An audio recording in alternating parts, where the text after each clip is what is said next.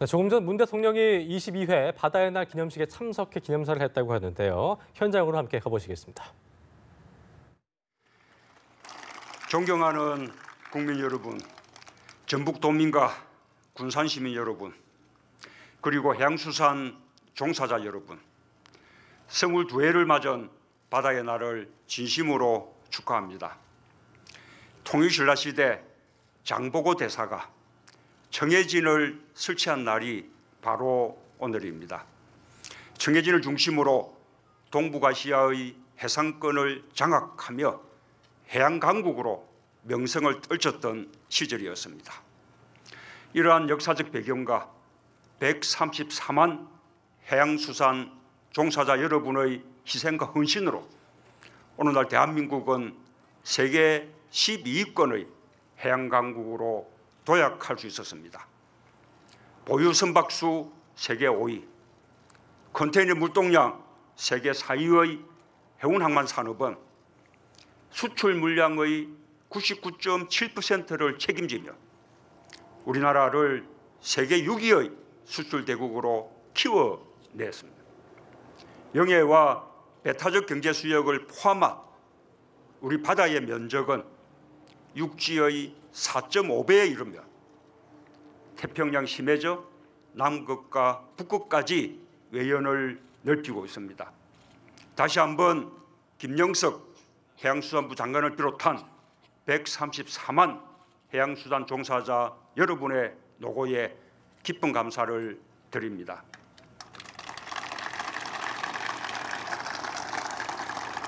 이와 같이 우리는 최고의 해양 잠재력을 가지고 있으면서도 이를 국력으로 발현시키지 못하고 있으며 해양수산의 국가경제 기여도도 아직은 만족할 수 있는 수준이 아닙니다. 다시 한번 해양수산의 도약을 준비해야 할 때입니다. 존경하는 국민 여러분, 그에 앞서서 반드시 짚고 넘어가야 할 과제가 있습니다. 아직도 국민들의 가슴 속에 아픔으로 남아있는 세월호입니다. 다시는 이런 해양 사고가 없어야 합니다. 바다의 모든 것을 새롭게 하는 제조해양의 절박한 심정으로 임하겠습니다. 세월호 참사에 대한 깊은 반성을 시작으로 모든 분야에서 국민의 생명과 안전이 먼저인 나라다운 나라로 바꿀 것입니다. 다시 한번 세월호 희생자와 해양산업 발전을 위해 일하다 각종 해양사고로 순직한 모든 분들의 명복을 빕니다. 사랑하는 전북도민과 군산시민 여러분, 언제나 너른 마음으로 품어주신 여러분께 오늘 이 자리를 빌어 깊이 감사드립니다.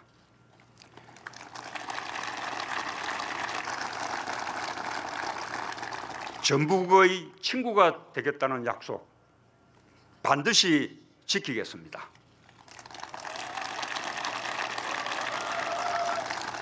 새만금에 오니 이곳에 펼쳐질 농생명과 환경생태, 국제협력과 신성장 산업, 해양관광 레저의 멋진 그림을 생각하게 됩니다. 동북아 경제허브, 특히 중국과의 경제협력 중심지가 될 수 있는 곳이 바로 여기 새만금입니다. 문제는 속도입니다. 이번에 신설한 청와대 정책실을 중심으로 대통령인 제가 직접 챙기겠습니다.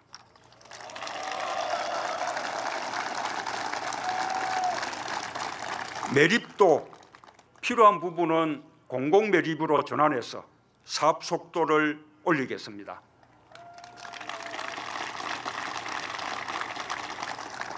신항만과 도로 등의 핵심 인프라를 빠른 시일 내에 확충하여 새만금이 환황의 경제권의 거점이 되도록 최선을 다하겠습니다. 환경 요소도 균형 있게 고려하여 활력 있는 녹색 수변 도시를 만들어 나가겠습니다.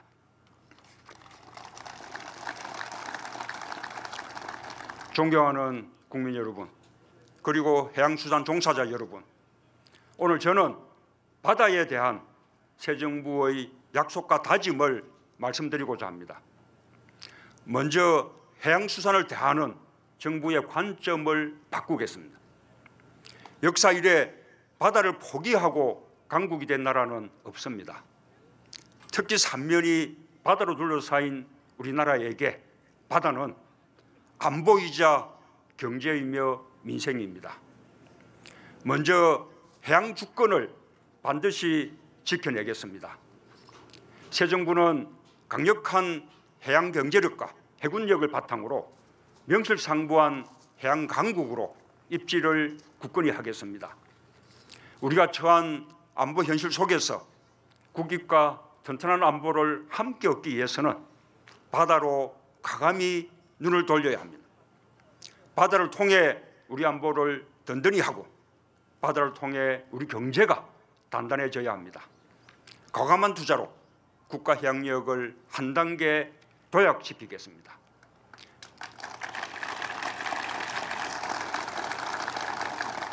이를 위해 육지보다 5배가량 넓은 관할 수역은 물론 극지와 심해저까지 빈틈없이 관리할 수 있도록 선박과 인력 등 해양조사 역량을 보강하겠습니다.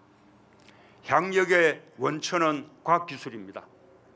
현재 국가 전체 R&D의 3%에 불과한 해양수산 R&D 비중을 주요 선진국 수준으로 확대하겠습니다. 해양 신재생 에너지, 해양 바이오와 같은 미래형 신산업과 4차 산업혁명 등 일자리 창출의 모범 답안을 바다에서 찾겠습니다.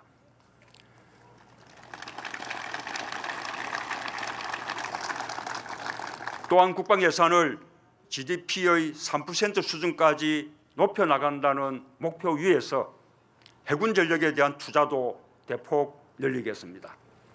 이를 토대로 새 정부는 동북아 해양 경쟁에서 뒤지지 않고 평화번영 공동체를 이루는 주춧돌을 놓겠습니다.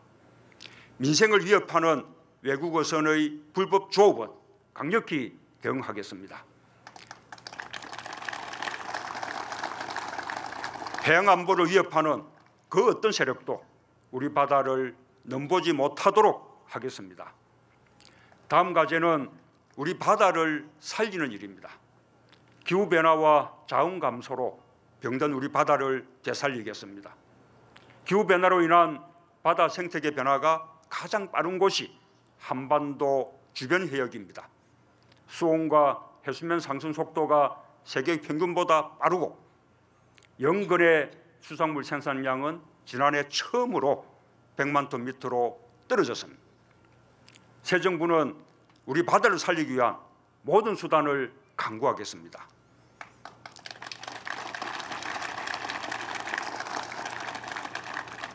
사라졌거나 사라지는 자원은 첨단 양식 기술로 되살리고 국가와 어업인과 더불어 시민사회도 함께 참여하도록 자원관리 정책의 패러다임을 바꾸겠습니다. 어장회복과 함께 세제 지원으로 어업인 소득을 높이고 살기 좋은 어촌을 만들어 일하고 싶고 물려주고 싶은 수산업으로 체질을 바꾸겠습니다. 수산업은 국민들께서 안심하고 만족하는 고급 식품 산업으로 거듭나야 합니다. 소비자가 원하는 깨끗한 수산물을 제공하면서 제값에 팔도록 하겠습니다. 어업인들도 단순한 생산자가 아니라 유통과 판매, 관광까지 경영과 소득의 폭을 넓힐 수 있도록 지원하겠습니다.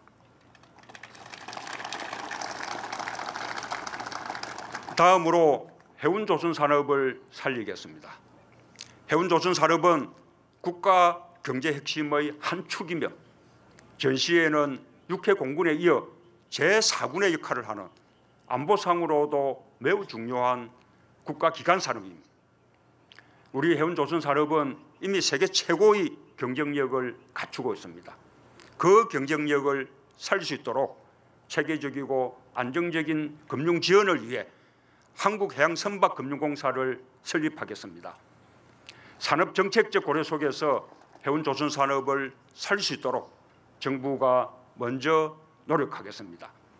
친환경 선박을 포함한 우리 선사의 선박 발주를 돕고 과거처럼 글로벌 대형 선사 그룹과 함께 당당히 경쟁하도록 하겠습니다. 해운 항만 수산기업의 신규 선박 발주, 노후 선박 교체, 공공 선박 발주, 금융 지원, 해외 항만 개발 등 할 수 있는 모든 정책 수단을 총동원하겠습니다. 해운과 조선이 상생하는 선순환의 구조를 만들겠습니다. 정부 내에 일관된 해운, 조선, 금융 지원 체계를 만들어 해양 산업 전반의 경쟁력을 획기적으로 높이겠습니다. 다행히 최근 기쁜 소식이 있었습니다. 지난 4월 전 세계 선박 수주 경쟁에서 우리나라가 중국에 앞서 1위를 차지했습니다. 어려움 속에서도 큰 성과를 만들어낸 해운조선 관계자 여러분께 감사드립니다. 새 정부도 경제 위기에서 해운과 조선 산업이 시금석이라고 생각하고 의지를 가지고 챙겨나가겠습니다. 존경하는 국민 여러분, 선거 기간 중 전국을 다니면서 우리 해양수산이 참으로 어렵다는 것을 절실히 느꼈습니다. 일감이 없는 조선소, 일할 사람이 없는 어촌, 일자리가 없는 연안도시, 이런 모습들을 보면서 새로운 희망을 드려야겠다는 다짐을 했습니다. 다시 한번 국가 해양력을 높이고 무너진 해운과 조선산업 또 우리 바다를 되살리겠다는 약속을 드립니다. 문재인 정부에서 해양수산하면 대통령이 직접 챙긴다라는 말을 듣도록 하겠습니다. 134만 해양수산 종사자 여러분도 함께해 주실 것으로 믿습니다. 감사합니다.